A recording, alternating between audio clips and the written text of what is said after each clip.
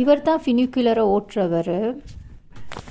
Hi நண்பர்களே, எப்படி இருக்கீங்க? நாங்கள் இப்போ எங்கே போகிறோம்னு சொல்லி பார்த்தீங்களா இருந்தால் ஃபினிக்குலரில் ஒரு பயணம் செய்ய போகிறோம்.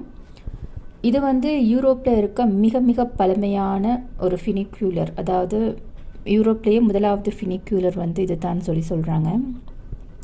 இந்த ஃபினிக்குலர் வந்து மனிதர்களுடைய மலத்தின் மூலமாக இயங்குது. அதாவது ப்ரைவேட் கிடையாது, பப்ளிக் டாய்லெட்ஸில் இருந்து எடுக்கிற மலங்களை சேகரித்து அதன் மூலமாக இயற்கையாக வந்து பயன்படுத்துகிற எரிபொருள் மூலமாக தான் இந்த ஃபினிக்குலர் வந்து இயங்குது.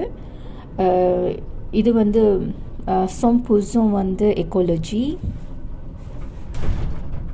இங்கே சரிவான ஒரு படிக்கட்டை காணலாம், அதன் மூலமாக கூட ஏறலாம், அது ஃப்ரீ. நேராக நீங்கள் பார்த்தீங்களா இருந்தால் பார்க்கக்கூடியதாக இருக்குது கேத்தட்ரால்.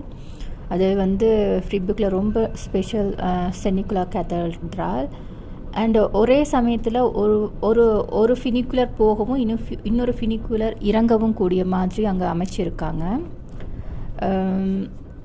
நாங்கள் ஃபினிக்குலரில் மேலேருந்து கீழே இறங்குறோம். ஃப்ரீபுக் சிட்டியில் இருந்து பாஸ்வில்லுக்கு இறங்குறோம். இது வந்து கிட்டத்தட்ட 581 மீட்டர் வந்து கீழ் நோக்கி போகுது. அதாவது 1906 ஃபீட் வந்து உயரமானது பாஸ்வில். ஆரம்ப காலத்தில் இது தான் வந்து சிட்டி சென்டராக இருந்திருக்கு. ஆனால் இப்போ வந்து மாறி ஃப்ரீபுக் வேறவாகவும் பாஸ்வில் கீழே இருக்க நகரம் பாஸ்வில்னு அழைக்கப்படுது. சிந்து நதி பள்ளத்தாக்கில் ஒரு நாகரிகம் உருவாகினதை போல் இது லாசரின்ற ஒரு நதியினுடைய பள்ளத்தாக்கில் தான் பாஸ்வில் வந்து அமைஞ்சிருக்குது. அதை சுற்றி தான் ஆரம்பத்தில் வந்து இந்த நகரம் அமைந்திருந்தது. ஆனால் இப்போ வந்து ஃப்ரீபுக் சிட்டியாக மேலே இருக்கிற நகரம் மாறி இருக்குது.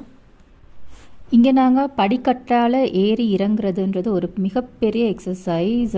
வேறு எதுவுமே செய்ய தேவையில்ல, அப்படி ஒரு ஜிம். ஏன்னா வந்து இது ஒரு கிட்டத்தட்ட ஒரு செங்குத்தான ஒரு அமைப்பில் தான் அமைஞ்சிருக்குது. ஸோ நாங்கள் வந்து சேர்ந்துட்டோம். எனிவே பாய், குட் பாய், தேங்க்யூ.